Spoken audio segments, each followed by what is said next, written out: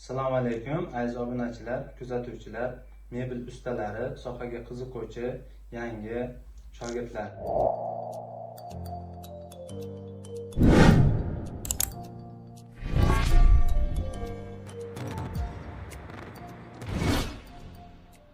Ushbu videoni ko'rib borar ekansiz, biz baziz mebelchik kursini boshlaymiz. Ilk mavzu interfeys bilan tanishuv. Interfeys biz uchun nima uchun zarur? Chunki biz kirganimizda har bir jarayon interfeys bilan bog'liq.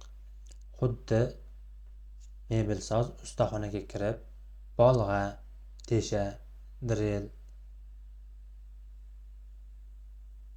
bolta va turli asboblarni, uskunalarni ishlatish uchun ustaxonasini joy-joyiga, o'ziga qulay joylariga joylashtirib oladi.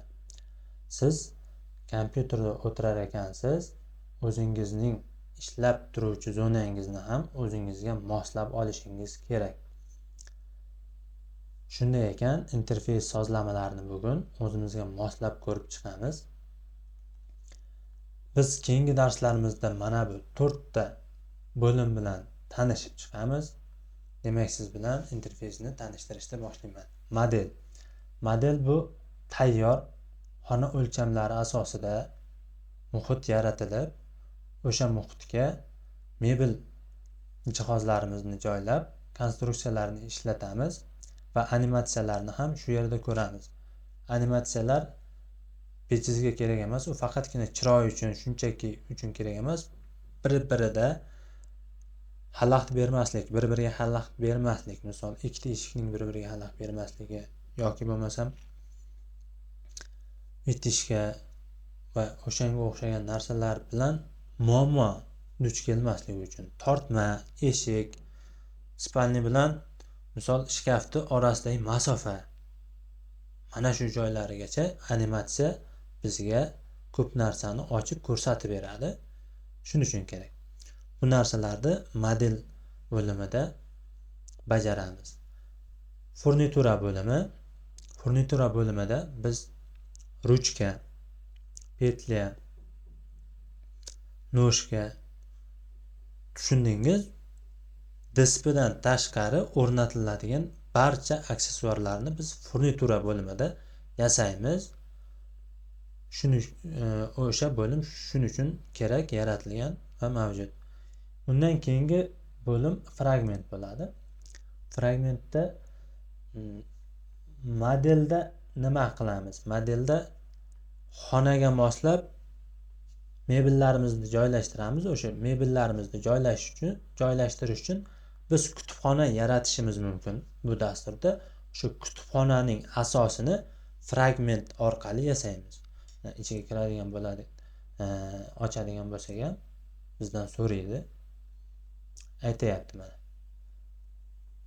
Bu yaxlit kub shaklidagi elementlar uchun, misol tayyor tumbichka, tayyor shkaf, tayyor xullas tomi, ikki bakaminasi va dinosi bo'lgan element uchun yaratiladigan narsa. Bu yuzaga qotiriladigan elementlar. Bu 90 gradusli bo'lgan birikmani biriktirish uchun yoki o'sha 90 gradusli mexanizmlar uchun ishlatiladigan narsa. Bu ikkita detalni bir-biriga ushlatish uchun 90 gradusda tik holatda. Bu ikkita yonma-yon gorizontal detalni bir-biriga ushlatish uchun, elementlarni yasash uchun kerak bo'ladi. Mana shu narsa mavjud. Bu bibliotekamizning asosi hisoblanadi. Buning uchun alohida bitta darslik qilamiz.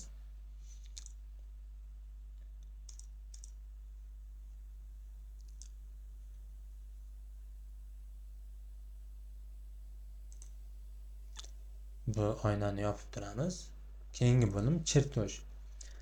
Chertyojda biz jamiki modelda chizilgan narsalar, furnitura bormi, har bitta fragmentimiz bormi, kutubxonadan yig'ib kelgan har bitta narsalarimizni joylagan narsalarimizni o'rnatish jarayonida savol tug'ilmasligi uchun biz o'rnatuvchiga, ya'ni mebel o'rnatuvchisiga to'liq ma'lumot berishimiz uchun chertoj kerak. Chertoj ba'zida ishlab chiqarish jarayoni uchun ham kerak, lekin bizda har bitta narsa integratsiya bo'lgani uchun chertojni ko'p fabrikalar talab qilmaydi. Biz shunchaki giblab fayl talab qiladi, shuni o'zi kerak. Chertoj asosan o'rnatish jarayoni uchun kerak. Buning uchun ham alohida bitta video darslik qilamiz. Buning uchun qolgan bo'limlarni o'rganib chiqishimiz kerak bo'ladi. Endi ba'zi mebel ishik dasturini ochganingizda mana shu oyna kelib chiqadi. Bu yerda nimalar bor? Bu yerda boshida juda sodda narsa, tanishtirib o'tgandek 4 ta bo'lim. Bu yoqda oxirgi ishlangan fayllar. Bizda hali ishlangan fayllarimiz bo'lmagani uchun bu yoqda oxirgi fayllarni ko'rsatayotgani yo'q. Bu yerda mana shu yerda ishlatgan faylingizni ustiga bossangiz, bu yoqda ko'rinish chiqib keladi. Bu yoqda fayl. Bu fayllar integratsiya qilingan D diskdan yoki C diskdan yoki bo'lmasam o'zingiz bulutdan ulab qo'yishingiz mumkin bo'lgan Basis mebelshik ochib beradigan fayllar. Bu haqda ham alohida to'xtalamiz. Xullas kirganingizda mana shu joy bo'ladi. Bu yerda Basis shkafga o'tadigan bo'lim, chipuga o'tadigan bo'lim, upakovka dasturiga o'tadigan bo'lim, bu yoqda smetani hisoblovchi bo'lim, Basis prosmotr, xuddi nima odam xonada yurgandek effektni chiqarib beradi bu. Ichkariga kirsangiz xuddi odamcha xonaning ichida yurgandek o'zingizni tasavvur qilasiz. Bunisi Basis smeta. Bularga kirganda bizga bular shart bo'lmaydi. Buning uchun bizga tayyor model kerak. Modelni yaratishimiz kerak. Undan keyingina bular kerak bo'ladi. Chipu, upakovka, bular shuning uchun kerak bo'ladi. Misol, Basis mebelshikni o'zidan chizmasdan turib shkafga o'tib ketishning oson usuli bu yerda bor. Basis raskroy bor. Chizgan loyihalaringizni raskroyga tashlash uchun bu yerda Rabota s proyektim debda ochsak, mana bu yoqda bo'lim bor. Bu yoqda ham jadval. Buni ham keyin o'rganib chiqamiz. Birinchi qiladigan ishimiz hozircha modeldan boshlak. Modelni ochib olamiz. Bu yoqdagi atrofdagi oynalarni, atrofdagi elementlarni chiqarish uchun biz modeldan ochib turamiz hozircha. Bu yerda zakaz, parametr izdelya bo'limi, oynasi. Zakaz nomi, misol oshxona nomi, misol Amarayim. Xohlasangiz buni almashtiring. Bu sizni o'zingizni xohishingiz. Artikul, misol oxirgi boya aytganimdek chertoj bo'limi bor. O'sha chertoj bo'limiga men artikulga mijozli telefon raqamini bog'lab qo'yishni tavsiya qilaman.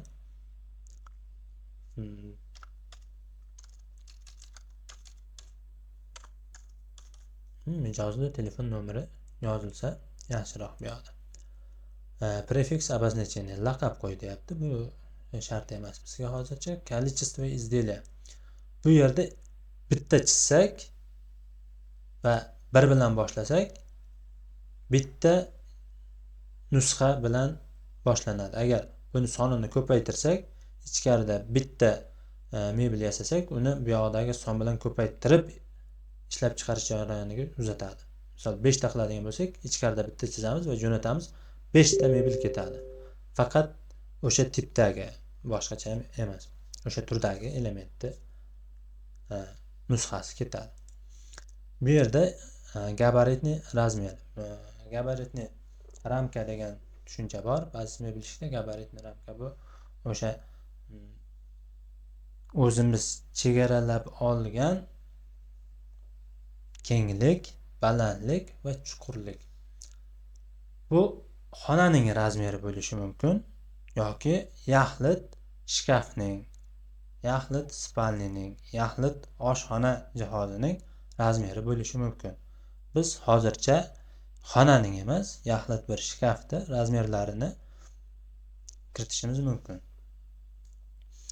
Misol, eniga 120 shkaf, balandligi 2300. Bu yerda millimetrda ishlaymiz azizlar, chunki qurilish bor ekan, millimetrda o'lchanadi SNG davlatlarida. Santimetrda ko'pchilik yuradi shu paytgacha, santimetrda umuman ishlatmang. Hozirgi kunda hamma narsa millimetrda. Siz yurishingiz mumkin santimetrda o'lchab, lekin millimetrda ko'p joy qabul qiladi.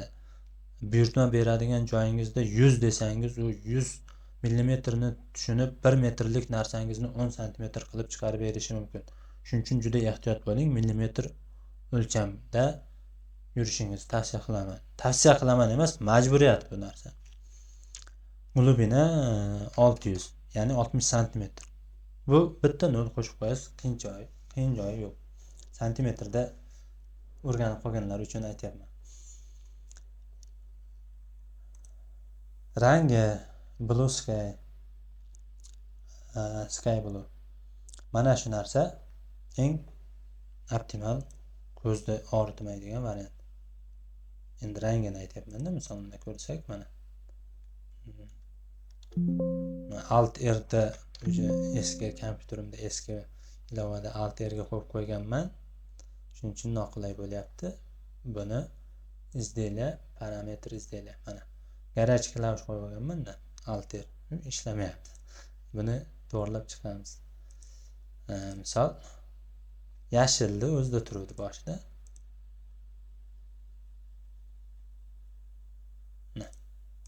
Yashil qo'ysak, yashil ham mana ko'rinib turibdi.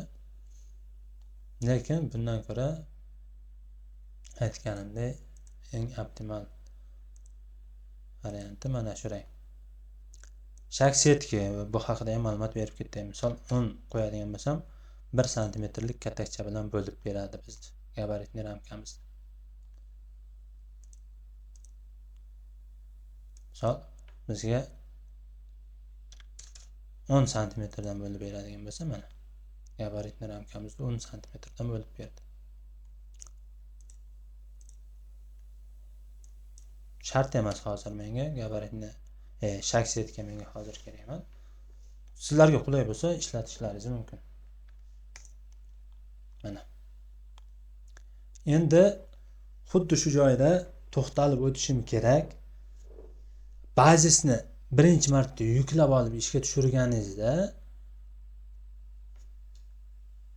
uzoqlashtirish, yaqinlashtirish degan narsa bor. Bu sichqonchani o'rtadagi scrollni aylantirganingizda yuz beradigan narsa.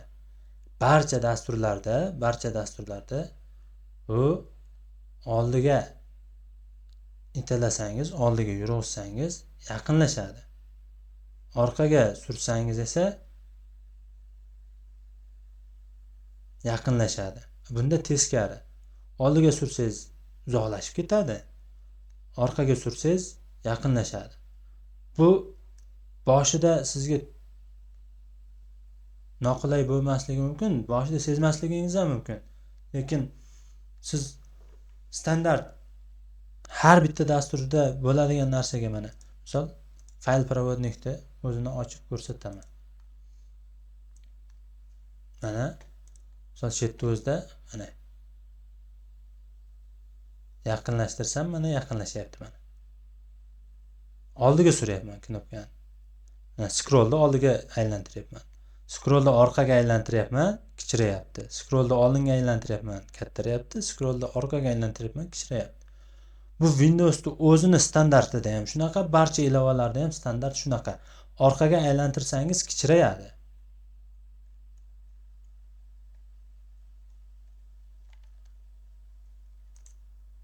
O'zini joyiga qaytarib qo'ying. Plitka. Endi bunda orqaga aylantirsangiz yaqinlashadi-da. Buni ham to'g'rilaymiz. Bu yerdagi qolgan narsalar bilan xuddi shu o'zini hozir to'g'rilab qo'ying, ko'nglim joyiga tushmaydi. Chalamaylik, bitta narsani boshladik, oxirigacha yetkazaylik.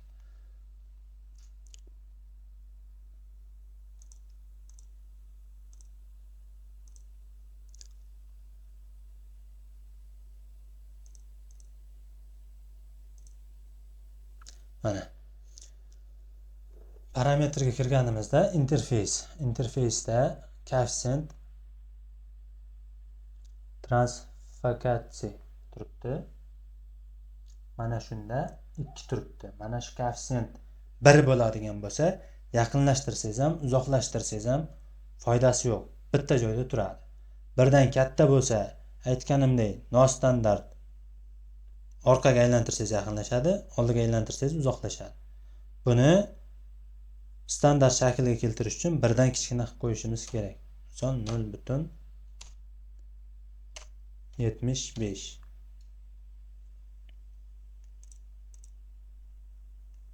Mana endi orqaga aylantirsak uzoqlashyapti. Oldiga aylantirsak yaqinlashyapti.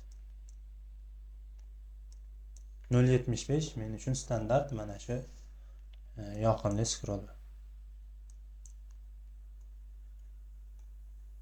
Birgacha qilsangiz, birgacha yaqinlashtirsangiz shunchalik qiyin bo'lib ketadi yaqinlashish. Birdan 0 gacha qancha yaqinlashtirsangiz shunchalik tez yaqinlashib, shunchalik tez uzoqlashadi. Tezligi u. 0 dan 1 gacha bo'lgani bu tezlikni ifodalab beradi. Bu yerda mana materiallar, bu panellar. Panel qanaqa shaklda bo'lishi mumkin? U DSV bo'lishi mumkin. MDF bo'lishi mumkin. HDF bo'lishi mumkin. Alyumin bo'lishi mumkin. Profil bo'lishi mumkin. Nima bo'lsa ham bu yerda xuddi shu shakldagi element chiqarib beradi bizga. Bu narsa ham garaj klavish bilan bog'langan. Ctrl E, Ctrl W, Ctrl Q. Buni bosish juda noqulay. Mana o'ng tarafda mana bu yoqda ko'rsatib ham turadi. Bosgan knopkalarimiz sizlarga oson bo'lish uchun, darslikni tezroq tushunishingiz uchun turibdi. Noqulay bu. Va bu yerda juda ko'p elementlar noqulay tugmalar bilan bog'lab qo'yilgan. Ko'rsatamiz. Misol bularda umuman o'sha narsani o'zi yo'q. Qaynoq klavishga bog'lanmagan. Bu yerda sfera bor, piramida, eshik yasash, tortma yasash, yana bitta eshik yasash. Bunda oddiy eshik, bunda masterskiy eshiklar yasaladi. Uncha to'xtalmaymiz, hamma narsani fragment o'rganamiz. Bu joyda tortmaga to'xtalishimiz mumkin, lekin eshikka to'xtalishimiz qiyin. Bu yerda mana avval boshidan bu turishi kerak. Buni kengaytirilgani bor, o'shani chiqarib olishimiz kerak o'zi. Standart turibdi. Keyin har bittasini chiqarib olaylik. Keyin kerakmasini o'chirib tashlayveramiz. Mana hammasi chiqdi. Yo'q, AutoCAD bilan adashtiribman men. Bu o'zi shu bo'yicha turar ekan.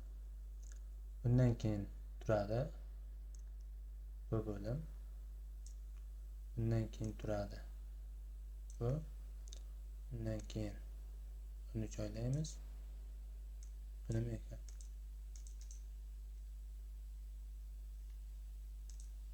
Skript ekan. Skriptdan tursin, kerak bo'lib qoladi.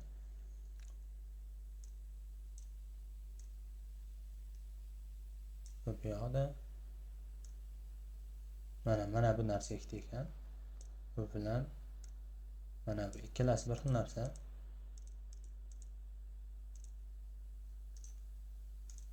Menga bu kerak emas hozir. Mana shu narsani o'chirib tashlaymiz.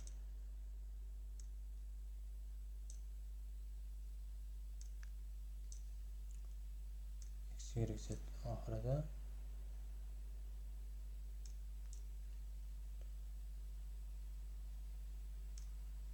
boshiga undan keyin turadi. Undan keyin buni qo'yamiz. Undan keyin bu turadi.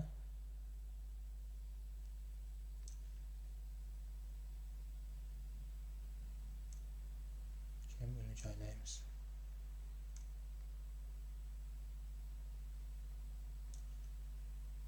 Skriptni bu yoqqa qo'yib turamiz. Mana shu ko'rinishda turishsa qulay bo'ladi.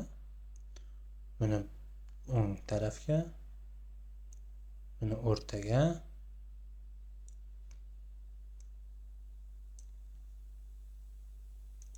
bu yordam beradigan tugmacha. Xullas nimadir olsangiz, ishlatsangiz ko'rsatadi. Nima qilish kerakligini, nima vazifa bajarish kerakligini va olgan elementingiz nima xususiyatlarga ega ekanligini ko'rsatib aytib turadi. Aytyapti, ukажите положение paneli. Panelda joylashuvini ko'rsat deyapti. Misol mana bu nuqta, mana bu nuqta bizga yordam berib turadigan joy bu. Probel или tab переключает точка привязки. Bog'lab turilgan tochkani probel yoki tab bilan o'zgartir deyapti.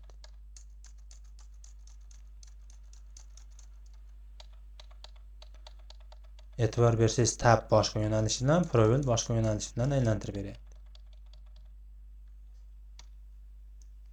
Bu ham tushunarli bo'ldi. Bu chap burchakda turadi, o'rtada material, o'ng tarafda bu narsalar turadi. Endi bizda faqat elementlar bilan ishlamaymiz, asbob elementlari bilan ishlamaymiz. Biz o'sha ishlatilgan har bir detalimizni tavsifnomasi bilan ishlaymiz. Buning uchun bizga mana bu свойства elementov degan narsa kerak bo'ladi. Bossak, bu yerda oyna kelib chiqadi. Xuddi oldin kim Revit yoki AutoCAD 3D Max ishlatgan bo'lsa, bog'lab ketaman.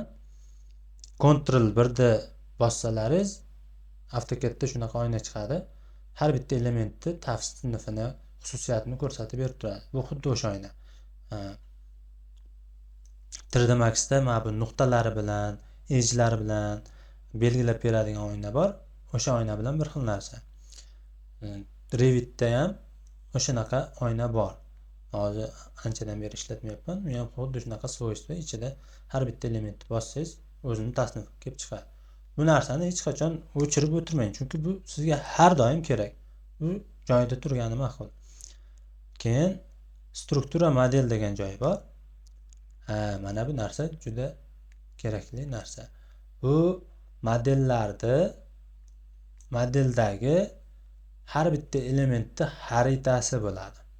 Joylashuvi. Xuddi shkafni ochib, kiyimlaringizni qanday taxlab qo'ysangiz, bu yerda ham xuddi shunaqa nechta element ishlatgan bo'lsangiz, har bittasini taxlab boradigan joy bu, struktura. Keyingisi bu fayl. Aytganimdek, mana bu 4 ta bo'lim bor. Fragmentda yasagan narsalarimiz, furniturada yasagan narsalarimiz, chertojda yasagan narsalarimizni kutubxona sifatida fayllardagi bo'limga saqlaymiz. Fayllar mana furnitura, 2 da fragmentlar, fragmenti, fayl skript, tekstura, katalog bo'lim debdi. Mana shu narsalarni biz shu yerga joylashtirib saqlab ketamiz va kelajakda mana shu joydan olib modelni ichida ishlatamiz. Tushuntira olgan bo'lsam, Revitdagi komponent degan joyi bilan bog'liq joy. AutoCADda blocks degan joyi bor. 3D Maxda bilmadim, uncha ishlatmaganman. 3D Maxda mukammal modeling darajasida bilaman. Interior, exterior, design. exterior dizayn bir dona qilganman, lekin ko'pincha modelni qilganman. Historia model. Bu yerda har bitta qadamimiz yoziladi. Mana bu yerda izmenit izdelya degan joyimiz bor. Mana boya gabaritni ramkani yashil qildik. O'sha narsa o'sha joyga, o'sha shakka qaytamiz. Mana har bitta qadamimizda eslab qoladi bu yerda. Bu AutoCADdan farqli o'raloq, AutoCADda mana bu scrolling, ekranni yurg'izish ham bitta qadam deb eslab qolinadi AutoCADda. Ctrl Z ni bossangiz, ko'rinishni o'zi ham qaytadi. Bu unday emas. 3D Max'da misol qanday bo'lsa, xuddi shunaqa 3D Max'da misol ko'rinish eslab qolinmaydi. Ctrl Z ni bossangiz, elementni ichida o'zgargan narsa qaytadi. Mana bu ekran scrolling ish harakat deb bilinmaydi. Ish harakat emas, nima? Qadam deb hisoblanmaydi. Har bitta etap qadam deb hisoblanmaydi. Harakat qilasiz, lekin qadam emas. Keyingisi analiz model. Analiz model bu shunaqa narsaki, butun chizib bo'lgan narsangizni loyiha tugagandan keyin tekshirasiz. Tekshirganingizda bu yerda model bilan bog'liq muammolar kelib chiqadi. Bunga ham alohida to'xtalamiz. Keyingisi bu materiallar bilan ishlanadigan bo'lim. Baza materialdan olib kelgan materialingizni rangini tezkor mana shu joyda sozlashingiz mumkin. Bu yerda material sozlamasi, rang sozlamasi, xuddi bu materialning narxiga, boshqasiga ta'sir qiladigan narsasi yo'q, faqat rangiga ta'sir qiladi. Keyingi bo'lim biblioteka. Biblioteka o'ng tarafda turgani yaxshi. Mana bu yerda. Biblioteka bilan ham alohida to'xtalamiz. Bu yerda mana bu har bitta element bilan tanishib chiqamiz. Zaminat tekushi list deyapti. Bu yoqdagi listni bu yoqqa ko'chirib qo'yish yoki mana shu yerdagi mavjud listni redaktor qilib bu yoqda tahrirlab olib, qaytarib joyiga qo'yish maqsadlarida ishlatiladi. Bu o'sha narsa fragment uchun ishlatiladi. Mana bu narsa o'sha bibliotekadagi elementni mana bu yerda xonaki chizmasi ko'rinib turadi. Buni yoqib qo'ysak, mana ekran ikkiga bo'lindi. Bu yoqda xuddi bu yoqda modelning strukturasi turganda, bu yerda bibliotekaning strukturasi turadi. Strukturaning ichidan bironta elementni tanlasak, bu yoqda oldindan ko'rsatib beradi. Endi sizlarga boshlanishiga juda zerikarli tuyulyapti, chunki har bir narsani tushuntiryapman, lekin o'zini ishlatganim yo'q. Aytganimdek, bu yerda noqulayliklar bor. Garaj klavishlariga o'tishimiz kerak. Keyingi darsimiz garaj klavishlar haqida bo'ladi. Uning uchun mana interfeysni o'zimizga to'liq mos qilib oldik. Endi bu interfeysda elementlarni joylab olganimizga yarasha tepada bir qator bo'limlar bor. Shu bilan ham tanishib chiqamiz. Faylda mana bu boshidagi elementlarni kengroq parametri bor. Sozdat bu yangi fayl yaratish, открыть mavjud faylni ochish, сохранить chizib qo'yilgan faylni saqlash, сохранить kerak, chizib qo'yilgan faylni boshqa formatda saqlash, сохранить как shablon sifatida saqlash, fragment sifatida saqlash, добавить model, yangi modelga qo'shish deyapti, поставить 2D fragment, поставить 3D fragment. Buni bossak, qayerdandir mana modelni olib kiramiz bu yoqqa. Fayl, biblioteka mana bu narsa. Zakrit tekushi deyapti. Hozirgi o'ynadi mana bu narsa zakrit tekushi narsani aytyapti. Buni oyapsam yopilib ketadi. Zakrit все кромки tekushi. Hozir kromka sozlamasiga o'tganda o'sha narsani zakrit qildi. Zakrit все, zakrit chertosh. Import degan narsa bor. Import degan narsa bu juda kerakli narsa. Misol, ba'zida o'zida xona modelini yaratish ozgina vaqt oladi. Biz Plan Place degan ilovani ko'rib chiqamiz keyingi darslarda. Uni ham tanishtirib o'taman va u onlayn web ilova, o'sha onlayn web ilovadan xona modelini tayyorlab chizib olib, Base Mebelshipga import 3D orqali kiritib olamizda va o'sha xona uchun mebel joylaymiz, jihozlaymiz. Keyingisi export. Export bu Basis Mebelshipda ishlangan faylni 3D Max'chilarga yoki o'zingiz 3D Max bilan ishlasangiz 3D Max'da vizualni effektni yaxshiroq render qilish uchun kerak bo'ladi. Bu o'sha narsa. Export model qiladigan bo'lsak, bu yerda bir necha fayl ko'rinishida saqlanib qilsak bo'ladi. 3ds, obj, collada, stl va rml 2. Ko'p dasturlar obj faylini qo'llab-quvvatlaydi. Mana shu tomonlama qulayligi bor. Keyingisi pechat, mana shu ko'rinishni pechat qilish. Oxirgisi dasturdan butunlay chiqib ketish. Pravka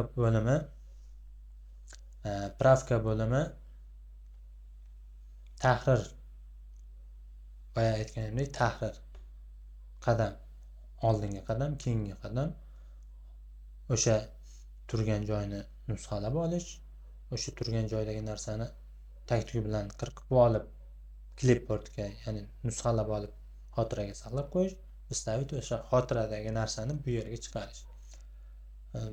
Har bitta dasturda bor, buni tanishtirish ham shart emas edi, lekin yangilar, endi kirganlar, oldin bundan boshqa dastur ishlatmaganlar uchun tanishtiruv bo'ldi. Gruppirovka. Biz ham misol shkafni usti bo'ladi, tagi bo'ladi, ikki yoni bo'ladi. O'sha narsani gruppa qilib olish usullari bor bu yerda. O'sha narsani gruppaga yig'ish, gruppadan ajratish mana shu bo'limda ijro etiladi. Keyingisi vidaleniya. Vidaleniya bo'limi bizga juda muhim. Mebelni modellashtirib olganimizdan keyin har bitta detallarni alohida belgilash qiyin bo'lib qoladi. Har narsa bir-biriga mujmallashib, birikib ketgan bo'ladi, ajratib chiqish qiyin bo'ladi. O'sha joyda faqatgina materiallarni tanlab olish, faqatgina material ostidagi narsalarni tanlab olish, faqatgina furnituralarni tanlab olish, faqatgina nom maskasi orqali tanlab olish kabi narsalar bo'lyapti. Vidalit aknom, oynalarni belgilash. Bu oyna haqida ketyapti. Mana bittagi oyna, hozir bitta oyna ochilib turibdi. Nomi Maryam aka pastda turibdi. Tepaga o'tkazib qo'ysak ham bo'ladi. Sverxu mana tepada tursa bizga qulayroq. Mana o'ng tarafini bosamiz. Pozitsiya sinus mana shu narsa turibdi. Sazat ko'p yo'qsak, mana aytganimdek ikkita oyna turibdi. Vidaleniya mana shu narsa uchun. Keyin vidalit 2D element, vidalit вспомогательная линия, скрит фурнитура, скрит vidaleniya, скрит невидалeniya. Mana shu narsaga mana garaj klavish qo'yishimiz kerak. Juda ko'p ishlatiladi. Восстановить видимость. Buni ham ko'rib chiqamiz. Keyingisi udalit bo'limi. Mana nimalarni udalit qilish mumkin birdaniga. Udalit vidaleniya, belgilangan elementni o'chirish. Udalit furnitura, vidaleniya obyekt. Belgilangan obyektdagi furniturani o'chirish deyapti.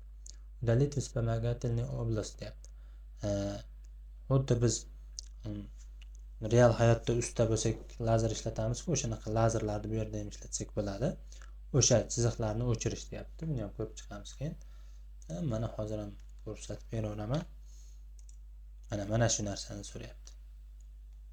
Qaysi knopka bilan olganimda agar aytmay qolsam, azizlar mana bu joyda chiqib kelyapti. Bossam qanaqa knopkani bosdim mana ko'rsatyapti. Mana shu orqali bilib olishingiz mumkin. Mana V harfi bilan olyapman, lotincha V harfi bilan olyapman. Mana bu yerda bu aktivlashyapti mana. Mana shu narsani olib ishlatsangiz lazer chiqadi. Вспомогательная линия, yordamchi chiziq deyiladi. Bu hech qanaqa ishlab chiqarish bilan bog'liq bo'ladigan element yoki detal emas. Bu shunchaki nur, shunchaki uровень. Shayton. 500 olyapmiz. Tugadi. Mana shu narsani udalit. Buni bossak, bo'lishini spрашивать qilamiz. Mana o'sha narsani o'chiradi faqat. Tushunarli-ya? Bu ham nimaga kerak? Bu narsaga bunaqa lazerlarni 3 ta 4 ta qo'yib yuboramizda, lekin bizda mebelda elementlari ham mavjud. Lekin ularni belgilash qiyin bo'lib ketadi. O'sha paytda kerak bo'ladi. Qisqa klavish nima ekan? Ctrl Shift Delete. Buni o'z holicha qoldiramiz, buni o'zgartirmaymiz. Izdelya, parametr izdelya boya ko'rsatdim.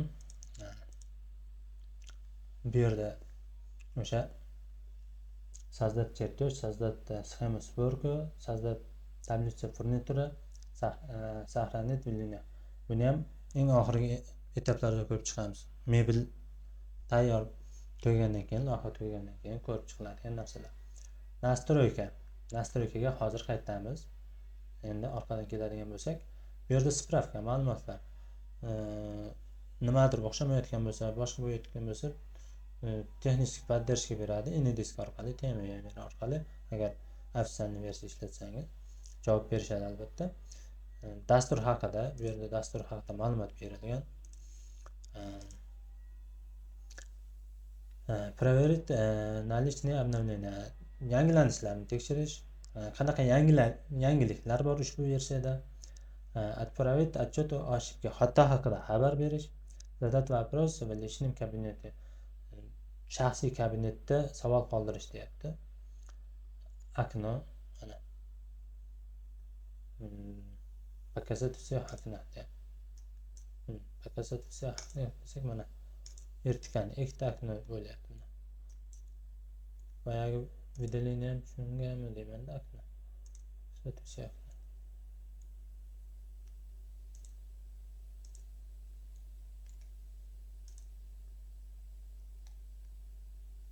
Hammasini oynada ko'rsatish. Xullas yig'ib beryapti bir joyga. Mana bu knopka. Xuddi 3D Max'dagi Z kabi. Bunga ham Z knopkasini qo'yamiz. Mana.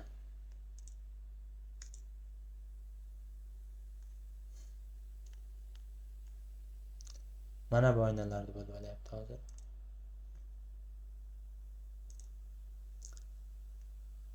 Oynalar bilan ishlaydigan bo'lim. Script. Bazis mebel shiftda script juda ham kerak bo'ladigan narsa. GitLab O'zbekiston hududida ishlatiladigan eng mashhur dasturlardan biri. Mebel fabrikalarida oddiy ustalar uchun ham ishlatiladi bu. Har bir detalni yozib olish uchun fabrikalar GitLab dasturini ishlatadi. GitLab bilan Bazis mebel integratsiyasi mavjud. Bu uchun ham alohida darslik qilamiz. Asosiy ishlatadigan skriptimiz. Undan tashqari ko'plab skriptlar bor. Instrumenti. Bu xuddi mana bu yerdagi instrumentni bu yoqda ko'rsatib beryapti, faqat nomlari bilan aytyapti. Настройка aytganimdek. Panel vkladnikni boya o'chirib qo'ydik, mana buni kattarog'i. O'sha mana bu yerdagi o'ng tarafda bosadigan narsa bu yoqda ham chiqib beryapti. Stil interface. Mana homingga o'tkazib qo'ysak mana shu rang menga sal yoqib turibdi. Mana shunda qoldiramiz video darsni oxirigacha. Lekin o'zim XP ishlatarmidim, yo'q. Yo'q, bu juda ko'kimtir ekan, black. Mana shuni ishlatar ekanman men asosan. Mana shu rangga o'rganganman. Stil interface. Bu yerda bizni xafa qiladigan joyi bor. Qora rang yo'q. Mana bu hozir o'zi 2007 blackda turibdi. Boricha qora egani shu.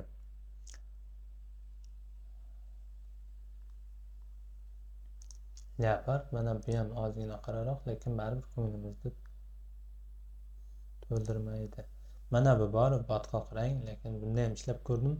Boshida o'rgandim, lekin keyin mana bunga o'tganimdan keyin juda g'alati ko'rinib qoldi. Endi qulaylik kimga qanaqa bo'lsa bir xillariga umuman farqi yo'q bo'ladi. Agar o'zini komfortda ishlayman deb niyat qilsa, bu albatta psixologiyaga juda ta'sir qiladi. Parametr bo'limi, baza material har bitta o'sha hozir biz olib qo'yadigan narsalarni yaratib chiqadigan joyimiz. Xuddi nima desa bo'ladi. Siz bu eng materiallarning bazasi. Birinchi qo'l tovar deydi-ku, o'shanaqa joy bu. Undan keyin o'zingizni magaziningizga olib kelasiz, magazindan kimdir paketga solib ketadi. Shunaqa qilib zanjir bo'yicha o'rgatib ketaman buni ham. Podka fayllar joylashuvi. Mana bu joydagi fayllarni biriktiruvi. Bu haqda ham ko'rib chiqamiz. Настройка Vray bu render bilan bog'liq masalalar. Сохранить, настройка, восстановить. Mana shu ikki narsa juda ham kerakli narsa bo'ladi. Misol siz bazismi bilishlik dasturini o'rgandingiz va bo'lib qoldiki kompyuteringizni almashtiradigan bo'lib qoldingiz yoki bo'lmasam disk kuyib ketib qoldi, qanaqadir nimadir bo'ldi, siz yangi kompyuterda yangi bazismi bilishlik dasturini o'rnatib ishlamoqchisiz. Sozlamalaringizni yana qaytadan qilib chiqmasligi uchun har bir haftada yoki 2-3 kunda yoki bir oyda o'zingizga mos qilib nastroykangizni o'zingiz telegramingizga yoki boshqa joyga saqlab yursangiz, bu juda ham katta foyda narsa. Aytganimdek, boshqa qurilmada ishingizni xuddi shu interfeys bilan davom ettirishingiz uchun qo'l keladigan narsa. Meni sozlamalarim bor, lekin hozir men восстановить qilib ishlatib sizlarga o'rgata olmayman. Ko'p narsa skip deydi, o'shanaqa o'tib ketib qoladi, sizlarga tushunarli bo'lmay qoladi. Shuning uchun men noldan o'rgatib yotibman. Mana shu narsani tushunarli bo'ldi bu narsalar. Endi parametrga ichga kiramiz. Bu yerda sozlamalar bor. Buni aytganimdek o'zimda sozlamalarim bilan to'g'rilab chiqishim kerak. Mana bu yerda количество знак после запятая.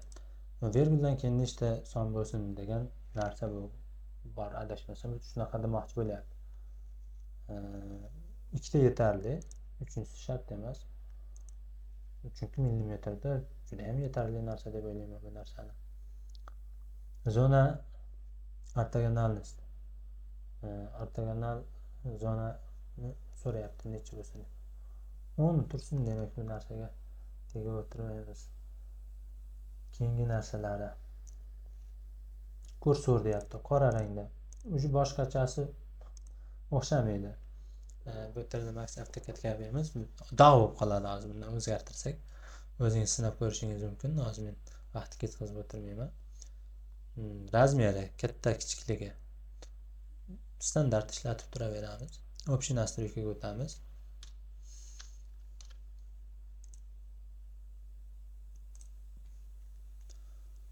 Общий настройкаga o'tadigan bo'lsak, avtosaqlanishda har 3 daqiqada faylingiz saqlanib bo'ladi. Bu mana bu joyga tushadi. Bu joyda ham o'zingizga moslab to'g'rilab olsangiz bo'ladi.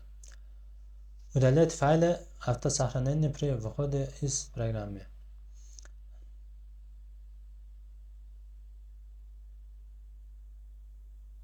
Ruscha tushunmayman azizlar. O'zimni qiynamay. Bunga tegib o'tirmayman. Lekin juda ko'p joylarini tushunamiz. Lekin bunaqa uzun so'zlar kelib qolgan payt so'zma-so'z tarjima qilaman.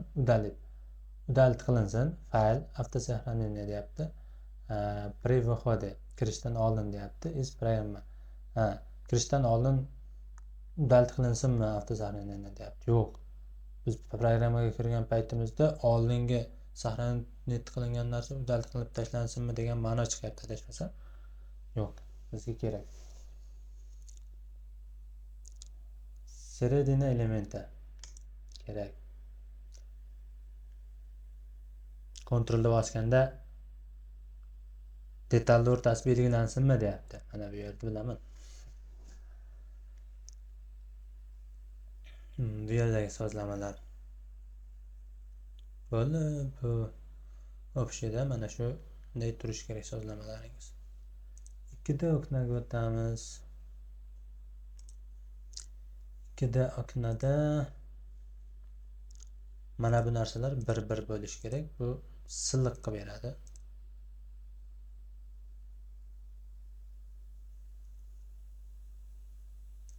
Svetni qilamiz. Sal to'g'roq qilamiz. Bu fon, orqa fonda aytyapti.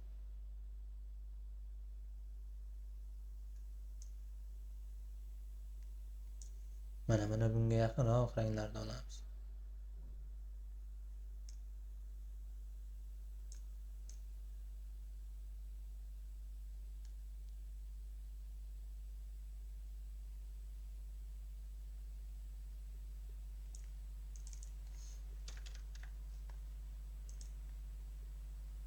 Uchta ikki buraylik.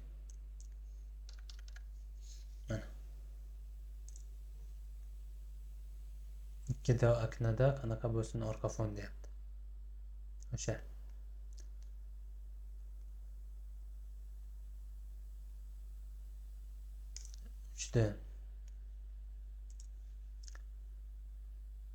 Uchtada ham bu bitta svet. Birinchisini ozgina ochroq qilamiz.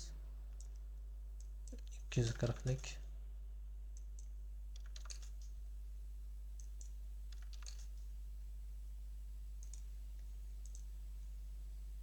Sal to'g'roq qilamiz.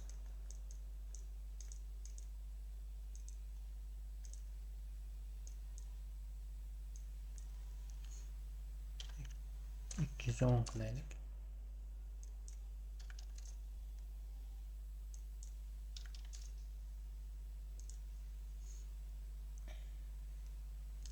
Mana bu 8x ga qo'yamiz. Kompyuteringiz kuchli bo'lsa, mana shuni tavsiya qilaman. Perspektiva eng oxiriga tugani oxiriga qo'yib ishlatsangiz ham bo'ladi. Kompyuteringiz juda kuchli bo'lsa ham. Lekin mana bu tavsiya etiladigan. Mana o'zi chiziqcha qo'yib qo'yibdi.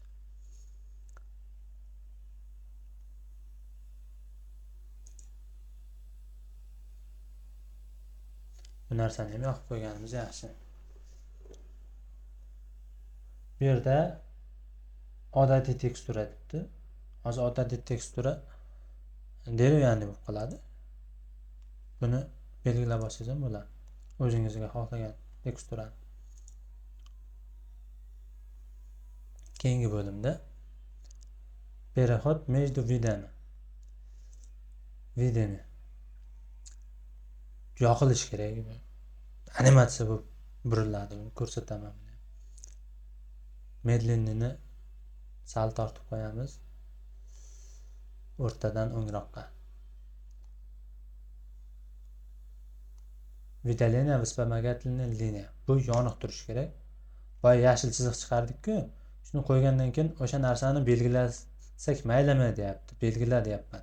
Agar bu yo'q bo'lib qolsa, o'sha yashil chiziqni ming urning ushlab bo'lmaydi. Chunki bu yoqda buyruq berib qo'yasiz. Ushlab bo'lmasin bu narsani. Подсветка линии при движении курсора. Endi mana shu liniyani deyapti. Kursor oldiga borganda rangi o'zgarsinmi deyapti. O'zgarsin. Numerovать создание объект. Yangi sozdat qilingan obyekt raqamlansinmi deyapti. Yo'q, kerak emas. Ручная наименование panel и profil. Har bitta qo'yilgan detal elementlar qo'lda kiritib nomi kiritilsinmi deyapti. Misol bitta elementni qo'ydim, so'raydi mendan. Bu elementning nomi nima deydi. So'raydi.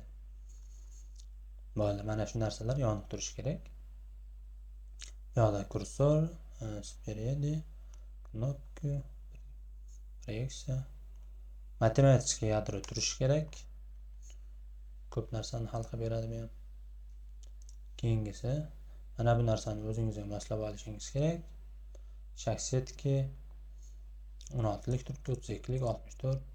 Nimaga 16 ga karali? Chunki bizni display LMDF'larimiz 16lik. Asosan standartlari. Aytib o'tganimdek MDF, display, HDF va mebel uchun kerak bo'ladigan barcha materiallar elementlar haqida alohida bitta darslik qilsam ham kerak. Playlist. Chunki tushuntirayotgan payting tushungandan ko'ra o'sha playlistni bir ko'rib chiqib, keyin bu bazasni o'rganishni boshlashsa, odam qiziqib o'rganadi. Rastanovka bu narsani keyingi darsda ko'rib chiqamiz. Rastanovka pozitsiya. Rastanovka pozitsiyani ham to'g'rilab ketsak bo'ladi menimcha. 1 bu 0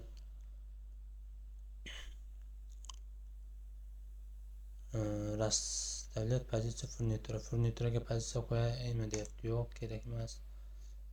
Pakupni izlaylarga qo'yaymi deyapti. Pakupni izlaylarga xohlasalaring yoqib qo'yinglar, xohlasalaring o'chirib qo'yinglar. Menga kerak emas. Выключить иерархически buni yoqamiz. Buni ham yoqamiz.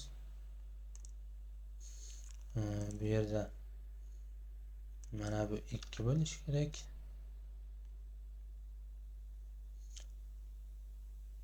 Keyin mana bu ochiq bo'lishi kerak. Va mana bu.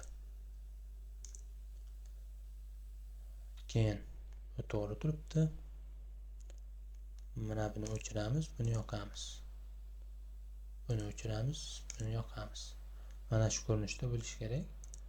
Va bu struktura bo'yicha bo'lishi kerak. Горячий klavish. Eng mana shu narsa. Bunga ham alohida bitta darslik qilamiz. Chunki hozir darsligimizda vaqti juda ham oshib ketyapti. Interfeysning o'zi shunchalik ko'pligidan vaqtimiz juda oshib ketyapti. Bitta darsga yarim soat mo'ljallavdim, yarim soatdan oshib ketdi.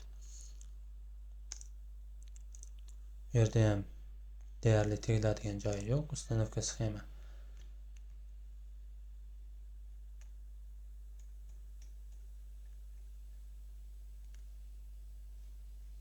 Bunda ham tegiladigan joyi yo'q.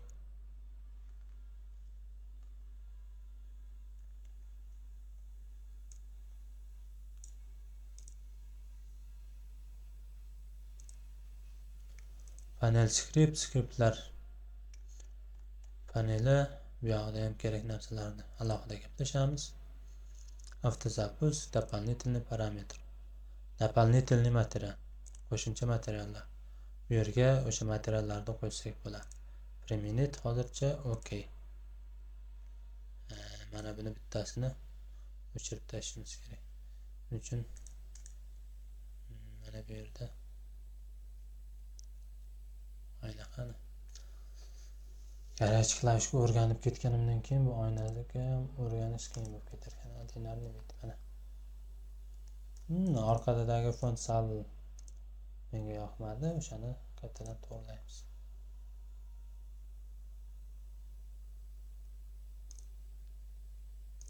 Mana bu yanada ochib bo'lsin. 260 dan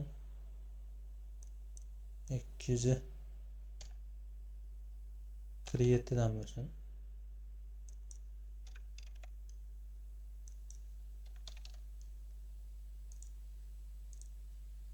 Bu 230 dan bo'lsin.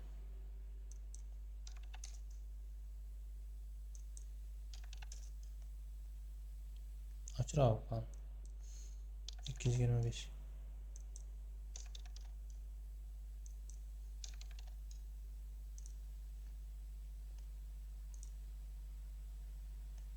Mana.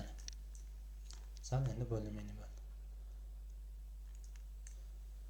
Hozircha mana shu biz interfeysni juda optimal bir chiroyli ko'rinishga olib keldik. Avval boshida qanaqa edi-yu, hozir qanaqa ko'rinishda turibdi. Keyingi darsda biz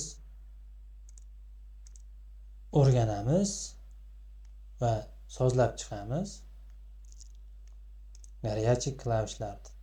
Undan keyingi darsimiz fayllar joylashuvi bilan bog'liq bo'ladi. Hozircha salomat bo'ling. Keyingi dars yuklanguncha ko'rishguncha.